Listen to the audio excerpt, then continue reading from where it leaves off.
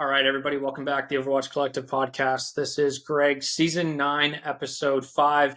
Via Zoom, I'm in Louisiana, and I got two guys from my old neck of the woods out in Northern California. Chris, Marty, thanks for coming on. How we doing? Good, thank you. Good, sweet. So before I have them do an introduction of themselves and Trident K9 Consulting, just going to give a quick update for our therapy statistics. So as of August 10th, just a week ago, we're at $297,000 spent on therapy costs for the veteran and first responder community across the country. 2,901 therapy sessions, either fully covered or financially assisted, and 271 individuals have gone through the Overwatch Collective to get connected to our vetted and culturally competent therapists while maintaining complete confidentiality. So we're almost at the 300,000 mark, which we're super excited about. That's one of our big accomplishments. So with that, how everybody can support that's listening to this is download our free app on iPhone and Android. You can get our podcasts on there, other podcasts, social media aspect. You have audio rooms, you have blogs, you have the buddy program, a whole plethora of things. And then last but not least, Rust and Iron Clothing Company is our big sponsor. An active firefighter. Yes, us cops are working with the firefighters. Clothing brand proceeds are coming to us to continue to fund therapy for our community. That was a quick little intro. That was under a minute and a half. So, Chris, Marty, whichever one of you, please take it away. Give a quick little introduction of yourself, your position at Trident K9 Consulting. Marty, maybe we'll start with you since you started the thing in 2015.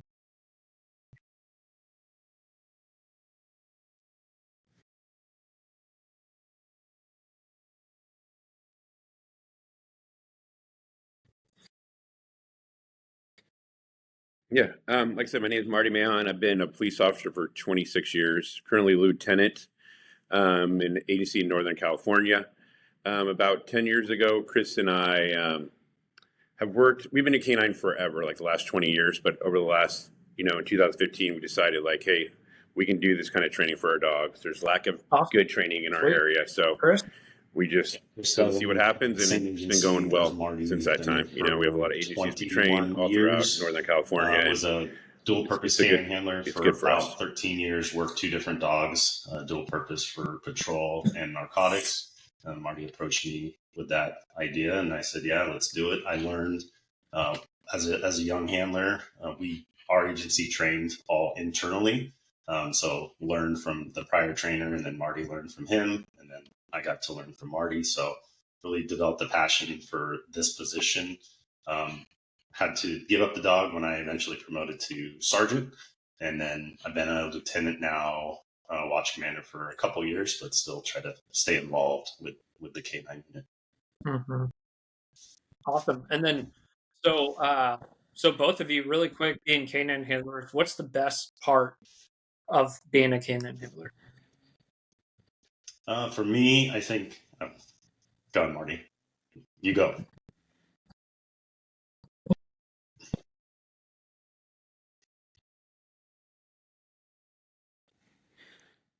For me, I think it's just, oh yeah, go ahead, Chris.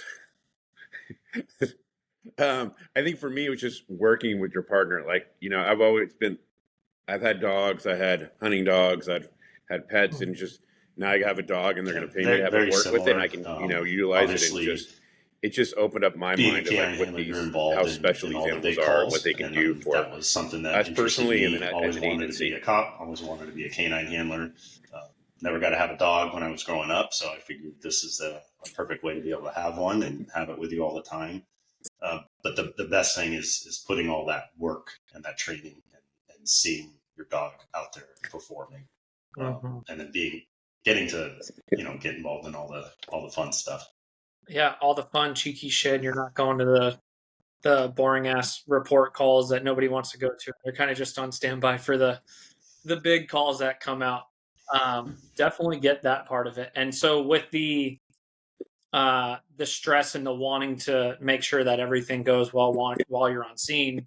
So we talk about like the department doing the internal training and then starting Trident K9 Consulting. Give me the overview of Trident K9 Consulting. Where you guys do consulting at? Are you across the country? Are you able to go and travel, kind of, et cetera, and break it down a little bit?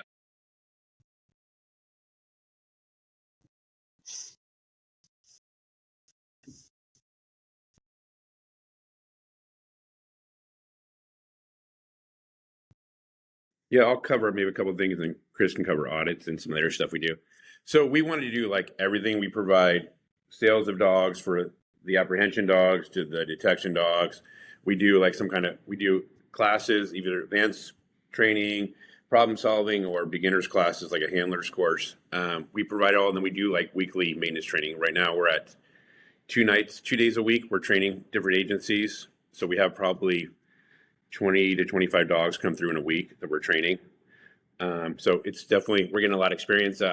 We teach at different canine conferences, Chris and I do. I'm teaching a class next week for HIDA for detection, like a Zoom class. So we're just trying to, like, to us, in the canine world, sometimes they think it's a secret how to train these dogs. I think in our philosophy is like, let's show everyone we're on the same team, we're on the same page.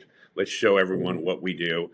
We're not saying we're doing everything right, but we've learned from a lot of great people, and we're just passing it down the road, And to me, it's like, if you can use what we taught you, that's great, I think it's us versus, if anybody, canines across the world should be working together. I shouldn't be competing against another company. We should all be sharing our knowledge and our wealth. But if we're competing against anybody, it should be these defense attorneys or sometimes our admin that are against us. Like, hey, this is how to run a program better. This is how to train your dog better. This is how to document stuff better. So we're all on the same team in the country to do it. We've done a few.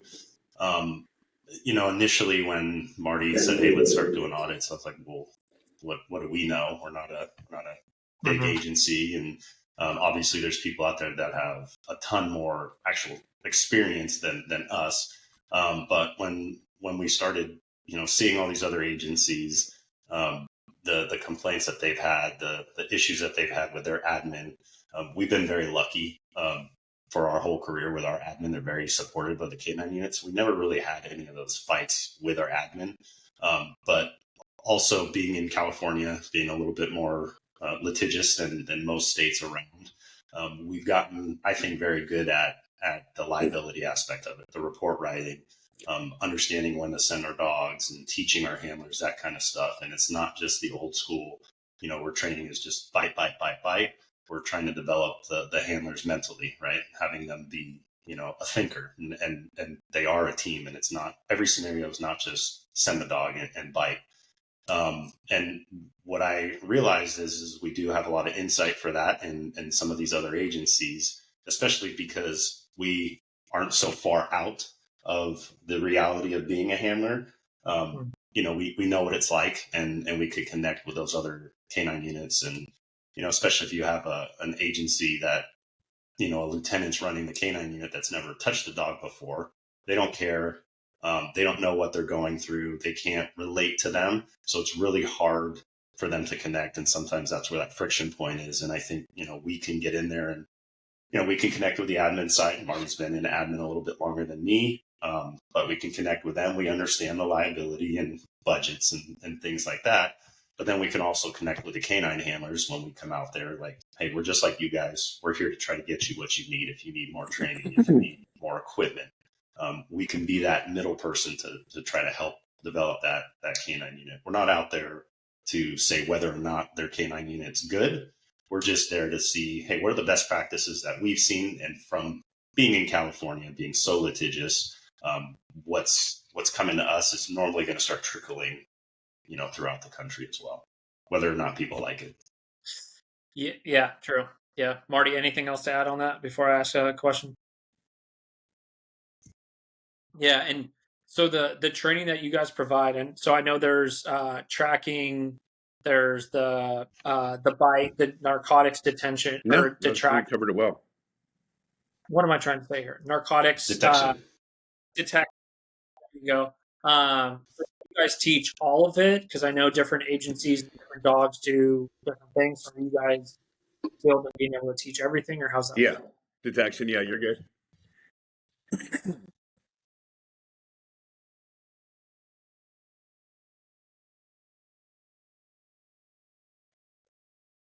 Yeah, we teach everything from the apprehension to the detection to tracking. And we always are trying to evolve, which, I throw a lot of ideas out, and then these guys are real supportive of our team of trying new stuff. So like when the laws changed in California for drugs and they made it a misdemeanor, we noticed our drug detection dogs less. So we're like, okay, what could we also train them in? We're like, well, let's train them in gun detection. And our agency was one of the first ones in, I think in San Mateo County, it might even Northern California had a gun detection dog. And then it just blew up. Like every agency, I want a gun detection on it. And it's been great because now for us, we want to be able to use the dog as much as possible. I want to show they're out there every day getting used, not just getting driven around like a limo driver, but they're out there and getting used. So we always try to get creative, like, hey, how can we use our dogs and get them out there to use? I mean, it's like Chris said, there's not always a bite. They're a locating tool if you think about it, and that's what we try to use them for. So Chris started you our guys first have been kids around dog for for SWAT, 10 years, and that was essentially, right? dogs are the locating how's tool. the progression been while still being active police officers? Like, trying to think of those two things, but then obviously families, personal life, everything. Like, you guys have a lot on your plate. How's that been? Yeah, I mean, it is difficult. I mean, it's a catch-22, right? Where it's a positive because we're still in the field, and we're not so far removed from being a handler. But it's a negative just based on our other priorities and schedules. We're lucky that the two of us can kind of split that. One of the issues is a lot of these agencies whose staff oversees their canine units never goes out to canine. They never see it. So they don't know what they're doing out there. So that's a huge liability because you don't know what your people are doing. And I've never really understood that until I got into this position. And I've missed a lot of canine trainings because of my schedule. I start at 1 p.m. We train at 3. So I got 2 hours to get into work and to try to triage all the projects that are coming in. But luckily, Marty starts in the morning. He's normally there 90% of the time. But I can see how, unless you make it a real priority, if you're just one person in charge of that unit, it's really hard to get out there, but it is critical to get out there. So that's been difficult for me. What I think we've started to do, and we're trying to do better, is like Marty said, we're not in the business of competing against other canine trainers. One of the things that I learned early on is there's 100 different ways to train a dog. And I'm sure you've seen it also in the SWAT world with tactics, and you have one person that says this is the only way to do something, and whoever else disagrees is stupid, right? And they talk shit about that person. We really try to open up our minds and bring in other trainers. I don't care if you're our number one quote unquote competitor. You have a good idea, you put on good training, we're going to ask you to come put on a school, or we're going to send our people to you, because we're not afraid of admitting that we don't know everything. And if one of my handlers can go learn something from another training group or trainer, absolutely beautiful. Teach me, because I don't know everything. Yeah, and I think that's when you start to see a problem too, right? Like with everything, right? Outside of canine, but even just life in general. Like when you start to get in that mindset where it's like, oh, this is the way, right? This is what works, and I'm not going to listen to anybody else. That's where you start to see things kind of fall. Marty, I kind of cut you off. You're going to say something, brother.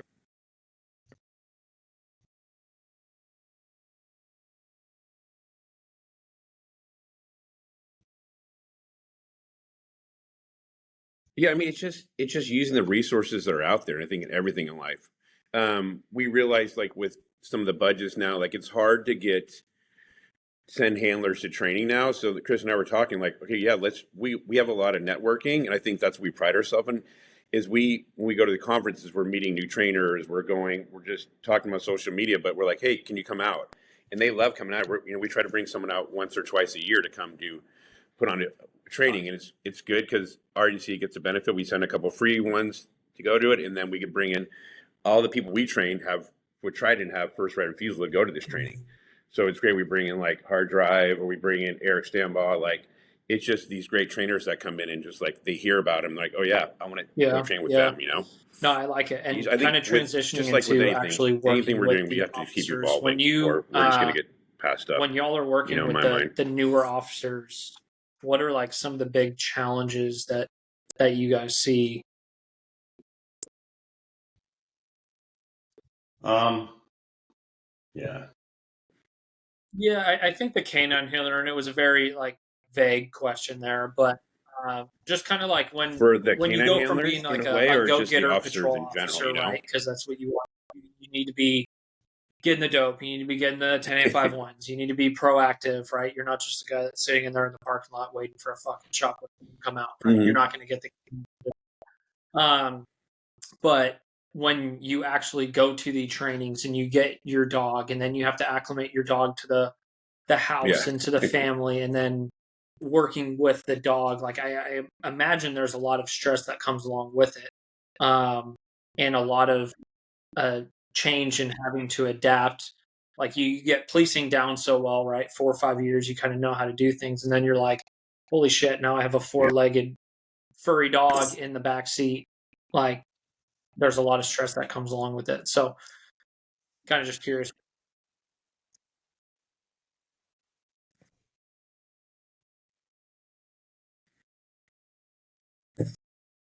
Yeah, maybe I can talk about like when we give them the dog, and maybe Chris can talk more about like working and training in that kind of environment. But I know it's like a big stressor that it causes on us, but the handlers is that sometimes we select these dogs, we don't get it right. I mean, we're pretty good about selecting what our view is, what we test and select for the new dog is going to be see the same dog in 10 years retire. We're pretty good at that. Chris's dog threw us for a loop and a couple of their dogs, but we've had a recent one where the dog, we kind of gambled on it and said, hey, let's try it. And this dog didn't work, but we had the dog, for a month, I think. And now the dog acclimated with the family, the handler. So now they're going through a lot of stress. You know, the handler's upset because we got to return this dog because it's not working out. And we need a dog that's going to work for us and be very successful. But also telling his family, he had 3 or 4 young kids, and he's trying to explain why this dog has to leave now, where it's been part of their family, you know? So it's, even though how much joy the dog brings, there's a lot of stress, you know? And me and Chris sitting down and having those conversations with him and his family, you're like, hey, you know, it's a tool at the end of the day, but we need to make sure, you know, you guys are on board with what we're doing.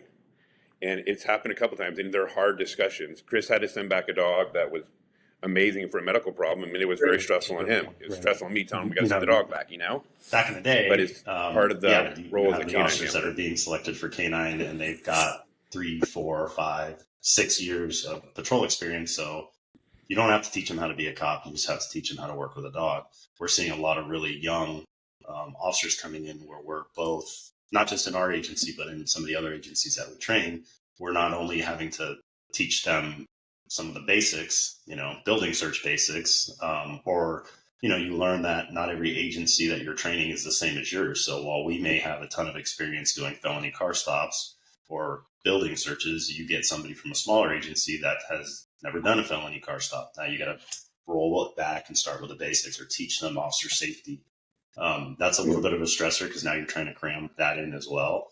And then it's just, you know, a lot of it is timing with corrections, timing with rewards, timing with your, you know, what you do with the dog. That's really hard to impart on somebody else and train. And, you know, sometimes you just want to take the leash and say, here, do it like this.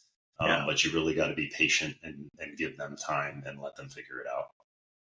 Yeah, and that's, so I'm right when you said that, like you just want to take the leash and be like, here, this is how you do it. I kind of related that to firearms training because I don't have any canine experience, but like firearms training where you're like, oh fuck, just give me the gun, like I'll show you here, but you can't. So, and I mean that's got to be a challenge on you guys, right? Any kind of instructor position where you, and we're such the type A personality people, right? Where you're just like sitting there biting your teeth and you're like, I know what to do, I know what you're doing wrong, but it's not getting through to this person. I'm sure you guys have to have different ways of explaining one thing because some people might be different learners. But yeah, I mean, that's got to be stressful for you guys, right?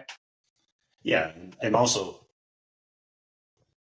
for our handlers, it's stressful. And we really try to get better at it. But, you know, like I mentioned, there's 100 different ways to train a dog to do something. And when you have multiple trainers at a training, and we're all watching the same thing, or, you know, Marty comes in or I come in after Marty's been working with a dog. I'm like, why are you doing it this way? Do it this way. And then, which is, it's valid, right? It's a way to do it. His way is valid to do it. but it causes our handlers stress. It's like, what do you want me to do? I'm being told 4 different things.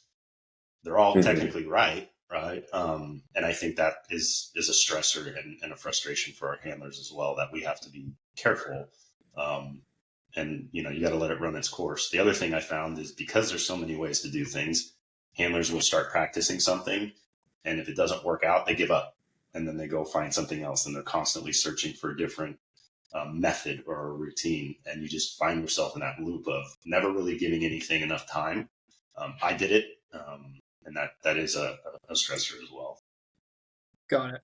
And so with the 10 years of Trident K9 being around, I'm sure you guys have found your own little niche and kind of what works, and you're able to host a training and be on the same page and come up with an outline or a schedule prior to and kind of stick to it. But and how's that process been for the last X amount of years? And do you feel like there's still kind of work to be done, or do you guys feel like you have a pretty solid platform?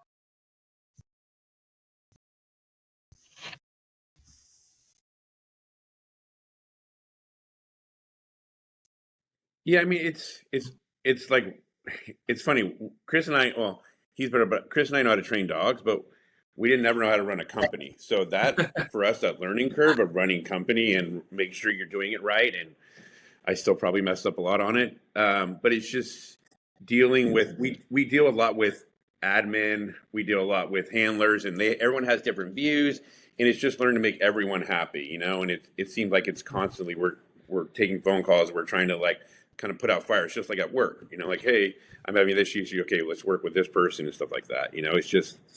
It's a daily grind. But I think we're not heavy on social media. We understand the power of it, but we've always felt that we want our clients based on our reputation of our training and our dogs, not what we put on social media. Because I can make anything look good on social media. I can have 100,000 Chris, followers. do you have anything to add on that? I want it from what we do on the streets. Well, yeah, I mean, and how we think train like our Marty dogs. said, we'll never be there. I think we're always trying to improve. One of the things that we're trying to go back to is leaning on some of the handlers within our group, because succession planning, and that's where we got influence to learn, and we want to pass on that knowledge. So it's tough running, coming up with scenarios every single week, and being a person that has to come up with those things. So we're relying on our handlers to also help us come up with scenarios, find locations. It helps takes the stress off us a little bit, brings a fresh perspective, because maybe, I have a dog that I really need to work on one thing. And if I don't know about that as a trainer, I may never hit that. And then with different handlers, you get different perspectives. And then, like I said, it also teaches them to be a handler, or to be a trainer in the future. Like Marty mentioned, is, there's no secrets. We find a lot of people want to be the guy or the girl that is the go-to and that knows everything. I want to train, and Marty wants to train people to replace us. There are no secrets, and somebody who's been a handler for 2 years might know something that I've never heard of before, and I need to keep an open mind and see if it works. And I get taught things all the time. Yeah, always learning, always learning. But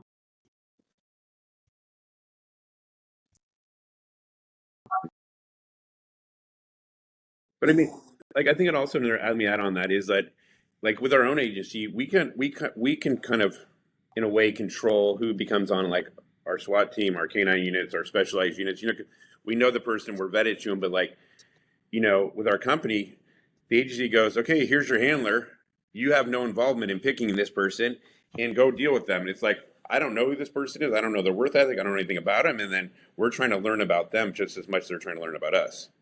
Yeah, and that's most of them are very good. We can kind of touch on that for a second too, right? Rough patches too. We're like, oh, you shouldn't be a handler. So out in Louisiana, we have civil service. So it's, you do 4 years on and you pick up corporal, and then there's another couple of years, and then you pick up senior corporal. Another couple of years, you pick up sergeant. There are some sergeants that should not be fucking sergeants. Right?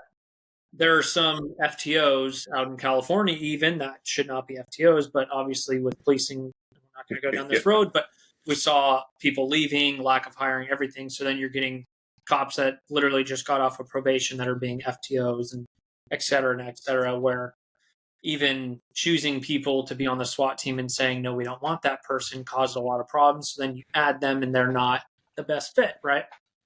And when you kind of think of like specifically SWAT and being a canine handler, like the training and the liability that comes with that, like I think you should be able to be a little bit more selective with who you're able to choose and kind of be okay with hurting feelings a little bit, in my opinion, right?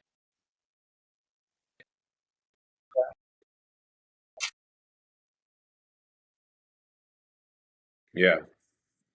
It's tough, especially when Mm-hmm. you're teaching them, Yeah. or providing And a service. You don't really have a choice who you got to yeah, provide service yeah. to. They just show And up. so kind of as we transition a little bit into actually talking So it's been about what okay. it's like being a handler, right? So not only having to deal with at home life, taking care of the dog, making sure that the dog's not injuring the family, getting out of the house, right? Like you have to have an enclosed garage or a backyard with a 6-foot fence. Or I know there's some sort of requirements. Like I said, I'm not a canine dude, but um, there's a stress that goes along with having a canine at the house.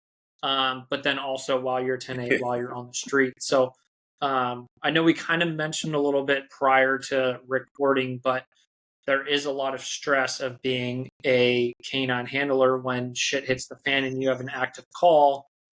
It's essentially like, hey, I'm 97 now. I'm kind of running things, set up a perimeter. Now I'm going to get a search team together and have a lot going on.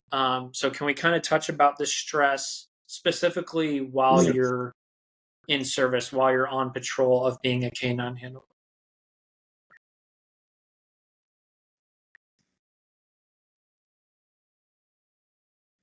I think we started off like for our agency, when they go through an interview process, an oral board, and we do questions about like our policy procedure, but also we do scenario questions to see where their head's at. Because Chris and I view is like, when you get your dog, you should know all the policy procedures. You should be ready to go. You just got to learn how to handle this dog. I don't need to teach you policy procedure. You should already know that, and we want to know how you're going to think on the streets. So that's like the biggest thing for us is like, how are they going to think out there? Are they going to make the right decision? Because in our agency, and the thing in San Mateo County, if a dog unit shows up, they're in charge. Like, hey, if you're going to use your dog, okay, where do you want us to go? How do you want to set the perimeter up? How do you want to enter? They're not relying on the sergeant or lieutenant on duty. They're relying on that canine handler. And we've had canine handlers, they've been on for 2 years.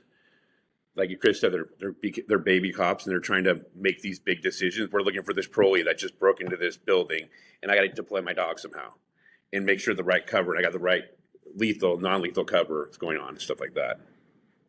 So it is stressful, those situations, especially for the new ones.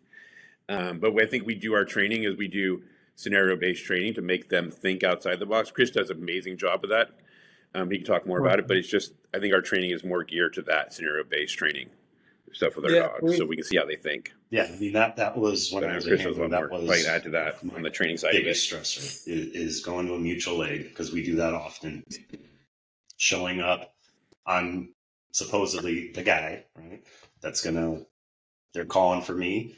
I'm the expert. They need my dog. They don't need me. They need my dog. And they're relying on me. So now I have to hope and pray that I'm prepared to do that my dog's going to perform well. I'm not going to look like an idiot in front of everybody.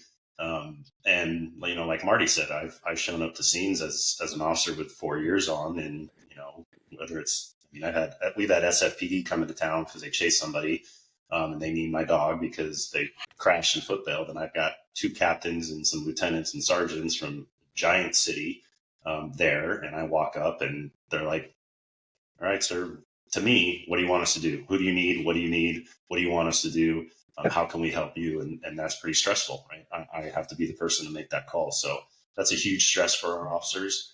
And then just the day-to-day patrol stuff, right? I mean, making sure that your dog does well, doesn't bite anything that it's not supposed to bite, making sure that your policy. That's another huge stressor. We would get calls all the time from new handlers, and I want them to call us. They're literally en route to a call, and they'll call me or Marty and say, hey, this is the call I'm going to. Can I use my dog? It's easy to be frustrated with them and say, why are you calling me? You should know this. But a lot of times they just need that reassurance. They know the answer, but they just need a little bit of reassurance, and that's our job is to make them more confident. Yeah. Yeah, and then what about, so like the stressors too of of actually, like, say you have a felonious suspect, or you have a suspect, right? And then, like, you send the dog and the dude's got a knife or something. Like, my biggest fear, and I just put myself in the shoes of a canine handler, is being able to send the dog, knowing we have a good violent felony or whatever, sending the dog and your dog getting hurt. And I hear a lot of the time, your dog, it's a tool for the agency. It's not sending a cop in so a cop doesn't get hurt. But, like, you build such a relationship with your dog, right? Like, how do you not think about it in the back of your head every time you send your dog? Like, that's got to be a stressor, right? Every single time you send them. Yeah, and I think you do, and I think some people are better at separating those two than others. And it depends on your relationship with your dog. My first dog I loved her. She was amazing. My second dog, he's a bit of a dick. But I still wouldn't want to lose them, right? Yeah. But we stress in our training, A, yes, they are tools. But B, we're not going to send them on a suicide mission. We're going to give them every opportunity possible to use the tools that we have before we just send that dog in with somebody with a knife. What I always like to say, and what I told myself that helped, is if we've done everything that we possibly can and boots need to go in there, unfortunately, I'd rather send that dog in there and have something terrible happen to the dog than me have to explain to somebody's family why I was too afraid to send my dog. And I could have, and now they have, a loved one that's dead. It's not easy, but at least that's how I coped with that. But it definitely is a stressor. Yeah, Marty.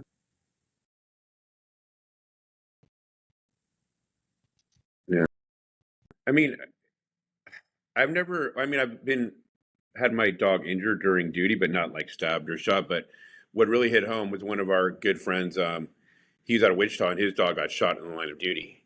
And he debriefed us and showed us the whole video. And I think Chris and I were the first one to be shot. And he showed us the video. We were actually doing an audit out there, and it's pretty heart wrenching. You're like, holy smokes, like I could see myself in that, and he was very stoic and explained why he did and stuff like that. And I told him, I said, you need to go out and teach what you went through. And he did that. He started teaching about that experience and what he was thinking and what he felt and the stresses he went, because it's an uncommon thing, but it could happen, And so it was great for him going out there teaching these classes, but it's rough. But I'm the same thing, it's our last resort, but I will never send, a dog into a gunfight or a knife fight. That's leave the dog in the car. Let's go deal. We have our tactical team. We have other options here now. Dog safety, number one, that was my first kind of priority. But number two, after you bite somebody, like we talk about the paperwork that goes involved with that, right? Like, I'm sure there's a lot of stuff that you need to cover. The articulation needs to be as detailed as possible. I'm sure I've seen canine handlers super excited they got a bite, everything, and then they're like, fuck, I have so much paperwork I need to do, right? And then when it goes to court, obviously you have to testify in that whole process too. So that's just another thing added on the plate, right, of the canine handler.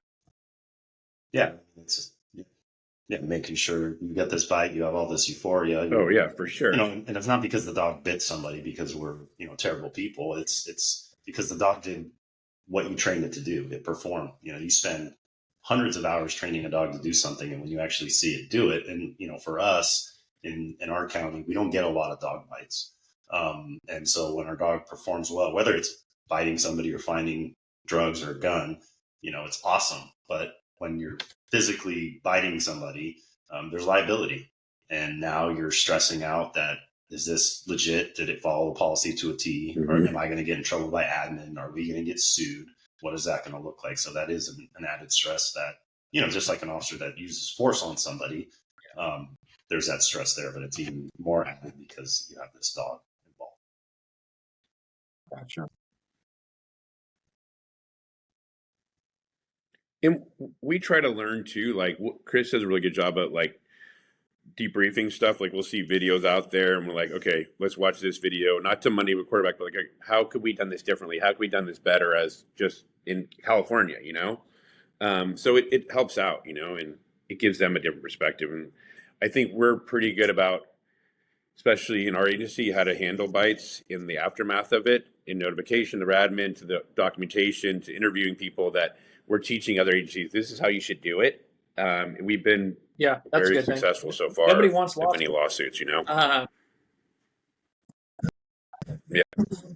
No, Yeah, and the stress on that and side so of that it is kind of just probably transitions perfectly crazy, into my next question with lawsuits, right? So, we've actually funded a lot of therapy for canine handlers who talk about when they were put on admin leave, their admin took their dog away from them.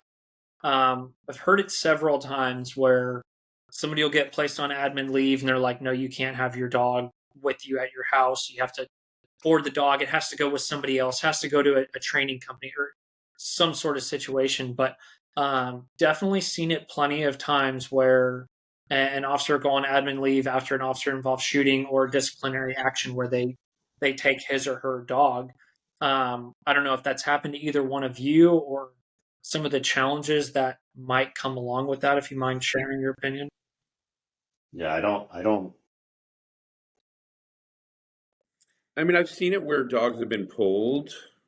I think we've only had that one time because the officer's involved with something else, but like, I think it's case by case, like depending what it, I think we need to look at, is the handler unfit to care for this dog or manage this dog? Are they making bad decisions? And I don't like putting dogs in kennels because I don't think it helps their mentality as well, but sometimes you have to do it.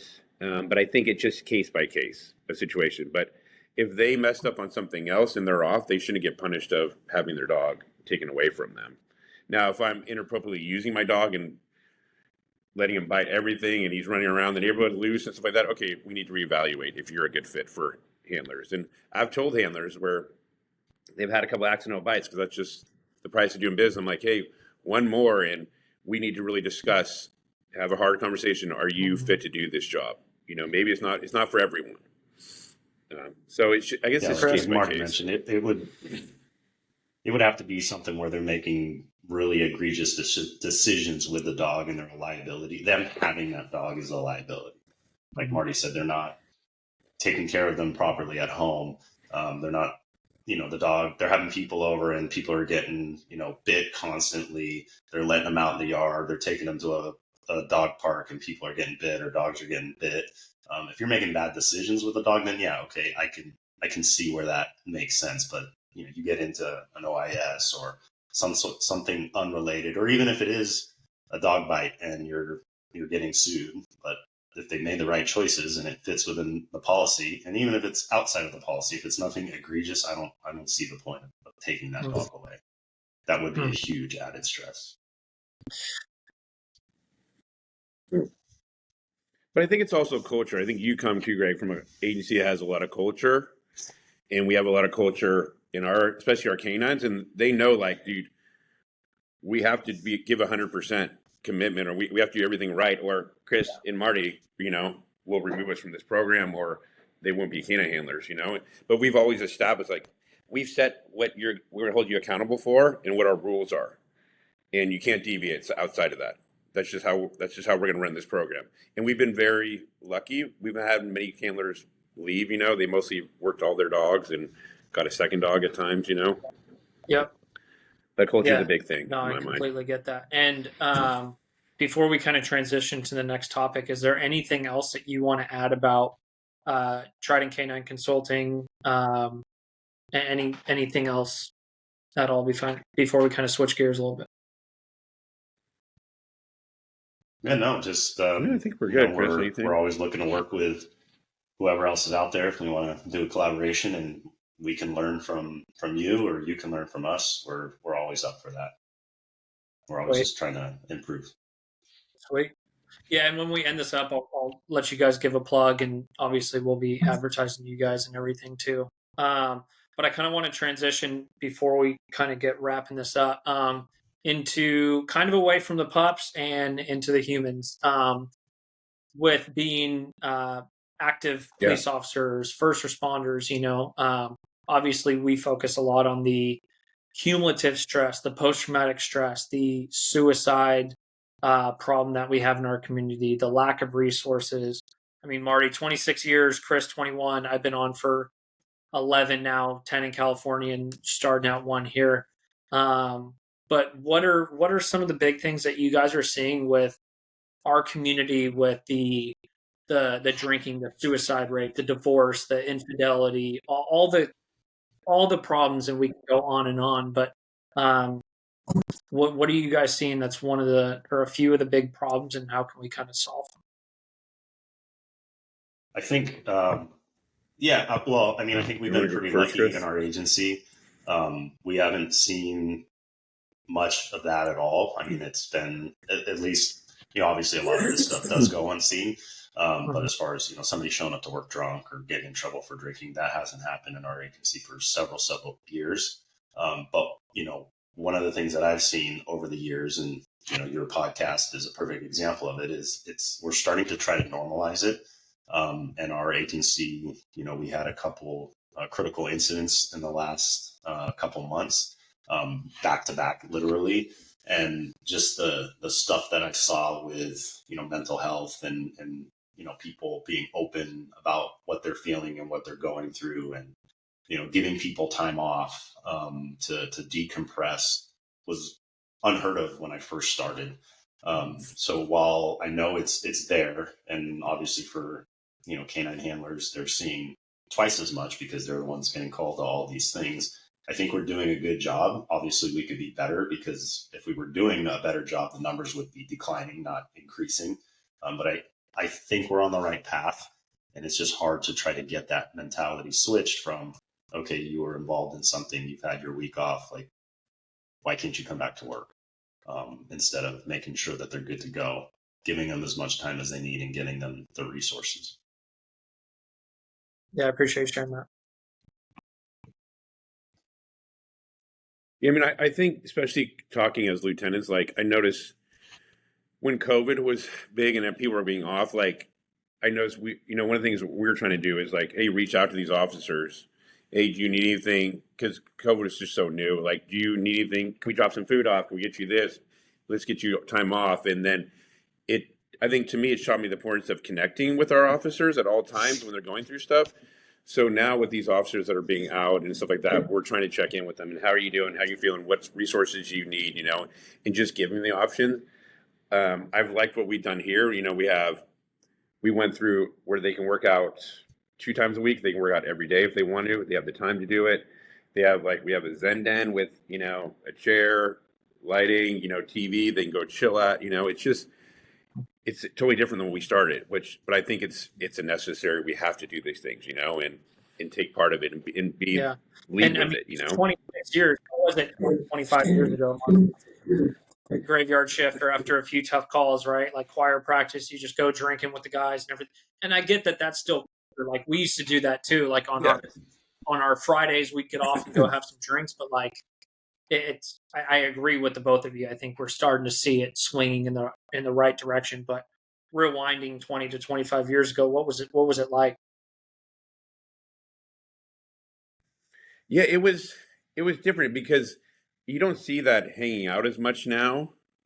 Granted, when we were doing back in the day, we were drinking and hanging out. And I remember when I was working graveyard, like on my days off, like all the graveyards guys, when our families or wife went to bed, we'd go meet at 9 or 10 o'clock at a bar. Like on our days off, it was just, now you're like, what were we doing then? But it was also nice, I think, when everyone was hanging out as a team and as a unit. But now, because we're not doing that anymore, we're still not hanging out as much, and we're not getting as close to as a team or as an officers. But it doesn't have to be drinking. It just be, hey, let's go here, let's go have food. Like Chris, you did with the thing team, like on their Fridays they would go get breakfast. Like you can be creative to hang out, but I think it's important to hang out. When I was starting my graveyard team, once a month we would barbecue. I mean, my admin would probably lieutenants would get mad. We were barbecuing at 4 a.m., but we barbecue because we hung out, And that was, to me, is a collaboration of everything, And I think, and you get to know your officers on a better level as well. But I think it's still important to hang out. It's just, let's do it in a smart way. Let's not just drink and do the choir practice and do all that kind of stuff. Let's do stuff that's beneficial to everyone's health. Gotcha. Yeah, and then so with both of your experience, I'm sure you've seen a lot in this career. What one piece of advice for, I'm going to say, anybody that's listening to this podcast right now, whether you're active, retired, first responder, service member, who might be in their career field that's struggling right now, going through a difficult time, not being able to deal with the calls for service or the trauma? What's one piece of advice? Yeah, I mean, for me, one of the things that I learned is it's okay to feel what you're feeling. I've been just like a lot of people, but I've been involved in a few critical incidents, and some of them didn't really affect me. And then I wondered, am I messed up in the head because it doesn't affect me and it's affecting these other people? And then other ones affected me more than other people. And what I realized is everybody's different, and it's okay to feel what you're feeling, even if it's not anything at all. But if you're feeling messed up over something, there's a lot of people out there that want to hear from you, and it's okay to reach out. We're trying to really erase that stigma of asking for help, and please ask for help. Find somebody that you trust, talk to them, find somebody that's been involved in something similar to you, and just bend their ear. Because a lot of times people don't talk about it because they don't want to act like or have people think that they're bragging about that experience. But I've been lucky that I've been able to teach a couple classes. I was approached to teach a class about these experiences and kind of the overarching, what did I experience from the admin level? What did I experience with my family, personal? And I think that's very helpful. We shouldn't shy away from it. We shouldn't celebrate these things, but we should be real and talk about them. Yeah, I like it. Thanks for sharing. I mean, for me, I think it's like I love being a cop. I was in 100. I've always been 110%. Like I had FOMO. Like when I was new, like I always want to be at work, sign up overtime. I didn't want to miss any call, anything. I was listening to the scanner, and that was my identity. And I've learned throughout my career, your identity is more about who you are and your family, what you're doing outside of work, And I think we get caught up sometimes of like, I'm a cop and this is how it should be. It's like, well, go out and do other things, go work out, get involved with different communities and clubs, and just get to know the different people besides just cops, because it's a big world out there. And I think we get secluded. I want to hang out with cops. I only want to talk to cops, but there's so much out there for us. So just experience it, and don't let a police officer be your identity, if that makes sense. At the end of the day. Yeah, it does, 100%. And that's one of the big reasons why we see people struggling with retirement, right? Like you're so used to uniform, being out with the crew, everything, and then you get a shadow box with all your cool pins and patches, everything, and then it's like, we'll see you for the annual firearm qualification. We have a barbecue. You're kind of forgotten about. So that's why it's a big challenge for people transitioning into retirement life and everything. Cool. So I have one more question for you guys. It's how we wrap up every single episode. So our motto for the Overwatch Collective is one more is one less.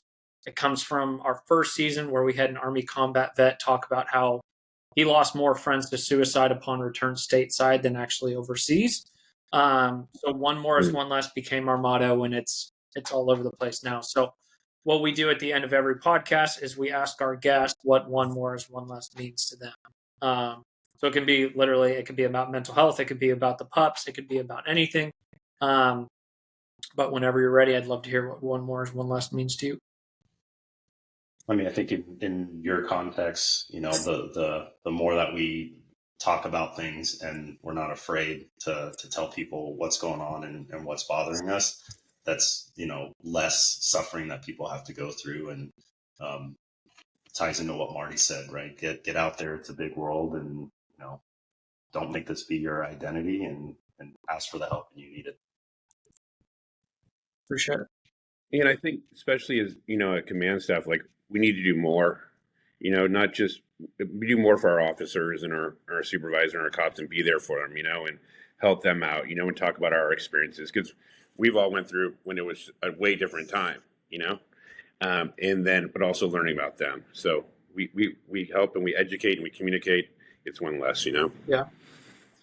Appreciate it. All right. So this is the last, whichever one of you give a plug for Trident K9 Consulting, where people can find you. Chris is our big social media guy. He knows all that Instagram, stuff. social media, TikTok, LinkedIn.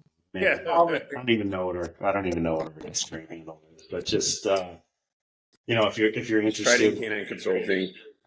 Yeah. Go ahead. Yeah, sorry. If you're interested in doing a collaboration, getting a training group together, us coming out to you, you coming out to us, we're more than happy to do that. If you're interested in an audit for your agency, like I said, we're not there to go out and tell you what you're doing wrong and that we know everything. But if you just need help with your command staff, or you're interested in how we do things out here, or what can we get for you to make your unit better, we'd be more than happy to do that. We'll travel wherever.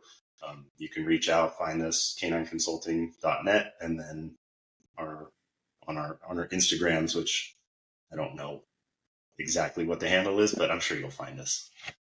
You will find them, and it'll all be linked in the podcast description. Yeah. You weren't joking when you said you guys weren't big on social media and you're just about the word of mouth and everything. You don't know your social media handle. I love it. I love it. It's Trident K9 Consulting, but it's somewhere in there. Yeah, no, I got you. Well, cool. I appreciate the both of you taking time to come on, talk about Trident K9 Consulting, word vomit there, and then to kind of transition into some mental health stuff and everything. So I appreciate you guys coming on. Everybody that's listening, I hope you enjoyed this episode.